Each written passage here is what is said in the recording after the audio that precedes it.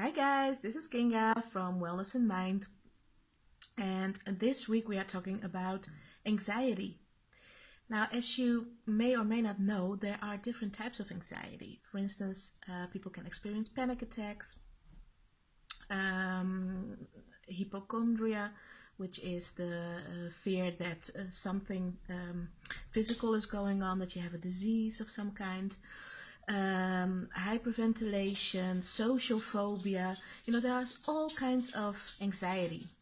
And it is said that the main thing with anxiety is that we come up with this, dramatic scenarios that we're afraid of that actually never happen, and that we're pretty much aware of it. We consciously know that what we are scared of isn't going to happen, and that it's irrational, and that we shouldn't be afraid. Most of the time we are aware of that, and we're basically, when you have an anxiety disorder for a longer period of time, you develop this anxiety for anxiety itself. So it's like this vicious cycle that starts with one panic attack that sets off the rest.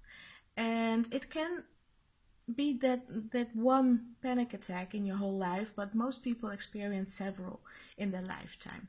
And also, 1 person in 5 experiences some kind of anxiety issues. So it's really, really common, and most doctors, psychologists, colleagues of mine, people of all walks of life experience this kind of issues. So I would really, really want to encourage you to come forth with this kind of symptoms if you're having them, or if you think you might be suffering from this kind of disorder, because it's treatable and it's really, really common. As I said, there are books about it, there are protocols for it, there are huge amounts of information about this topic. So either find something online or ask for help, go to a doctor.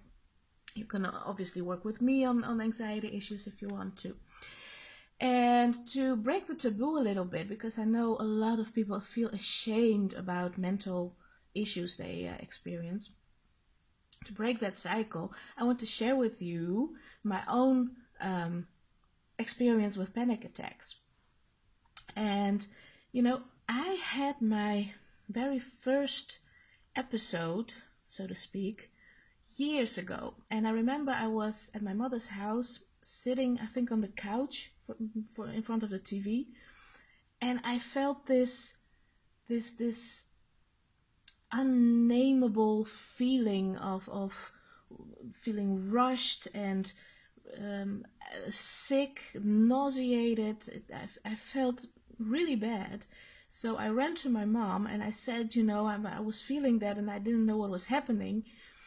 And she was able to calm me down. She was able to tell me, you're experiencing a panic attack, and just relax. She comforted me, and that was really great, because that first time wasn't a full-blown panic attack. Because of that, I experienced much worse later on in life, but this first time I can remember clearly, and I didn't know what was going on. I wasn't a psychologist then, so you just get scared. You think your life is ending, right? You think you're gonna die or something. So that happened to me, and those were kind of strange panic attacks, because I know how they feel when it's a psychological thing, and what my clients also describe. But what I experienced was some sort of physical anxiety, and all it took was just one thought. I could just think about it and get that feeling. And sometimes I got them 5 times in a row, within 1 minute. And so they weren't as heavy and as debilitating and as most people experience them, but still they were very, very nasty. Later in life, I experienced the what I would now call the real panic attacks. The heavy breathing, that the pain in your chest, you think you're having a stroke or a heart attack or something. I did have those too. And, you know, when you get treatment for anxiety or panic attacks, it is not said, we as psychologists cannot guarantee that you will never experience that kind of feeling again. But you know what it is, you know what to do, you know how to deal with them, and that's great. But I'm all about getting to the root cause of problems, because if you can prevent them as much as possible, that would be great. So what I find very interesting and what I do with my clients is figure out, where do they come from? And most people think that it's just about those scenarios, those drastic and dramatic thoughts people have. But it's not that, not just that, because we are aware of the fact that those thoughts aren't real. And still they scare us. So that feeling of, I know I shouldn't be scared, but I still am, is really interesting to me. So I want to figure that out. I want to find the key to unlock the root cause of the problem. And, I can be brief about this because I've been working as a psychologist for over 12 years now and dealt with a lot of clients with anxiety, all sorts of, disorders in that area, including, my own. And what I found is that anxiety has something to do with not being present with yourself. Anxiety often tells us, so there's a lesson in there, that we're doing things in our lives, making choices that aren't aligned with who we truly are. So we get disconnected from ourselves. It's like almost an out-of-body experience. Our emotions, our thoughts, our spirit is disconnected from our body, and the anxiety that we feel is, the threshold of holding on to ourselves. So it's a reminder. It's a real reminder to get back to our nature, to being ourselves, to staying true to ourselves, and to nurture ourselves and give attention, really pay attention to our own needs and take care of ourselves. And for instance, my last panic attack occurred when I was working in an environment that I really, really didn't like. And I felt frustrated about it. And each day I had to drag myself to work. And that's not a good place to be in emotionally, So I got detached from myself. I made the decision to work there based on logic and responsibility, but it didn't suit me, and my body just told me so. I knew it, I really have much experience with this, and I'm always looking for the root cause of things, even of physical ailments. So let alone of physical issues, psychological issues. So I knew very well that my body was telling me something. And as soon as I quit that job, the panic attack stopped. So what I'm trying to tell you is to look underneath it all, behind the curtain of all those racing thoughts. And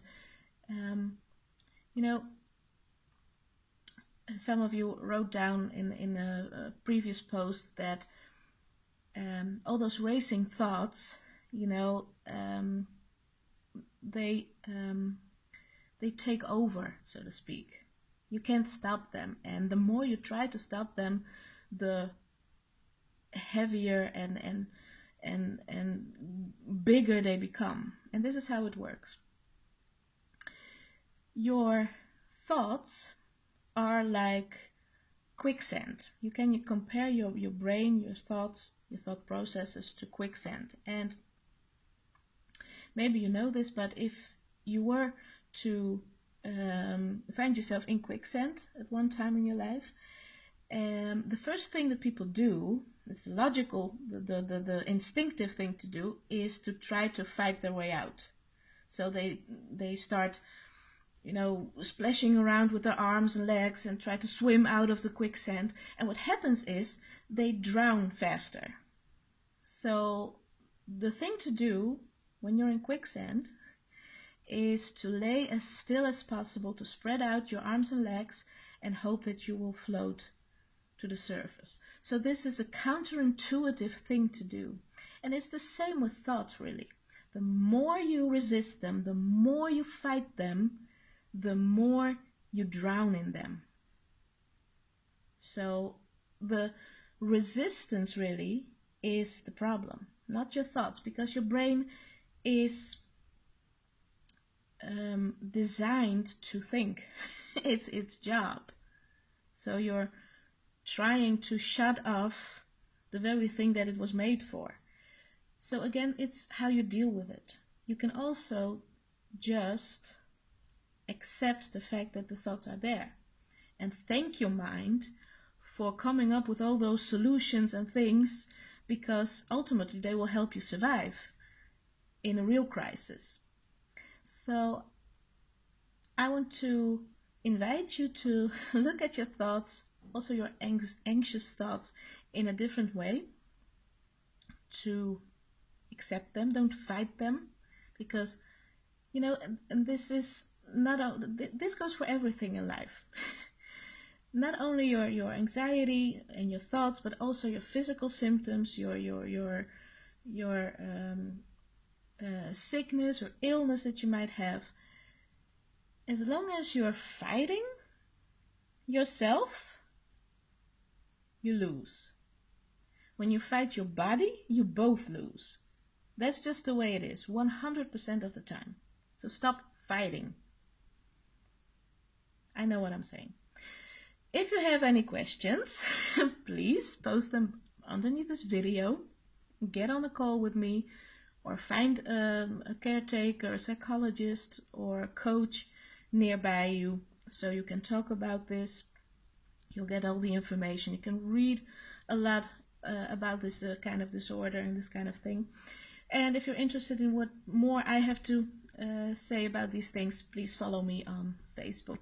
If you like this video, please share it with your friends. And I'll see you in the next video. Bye bye.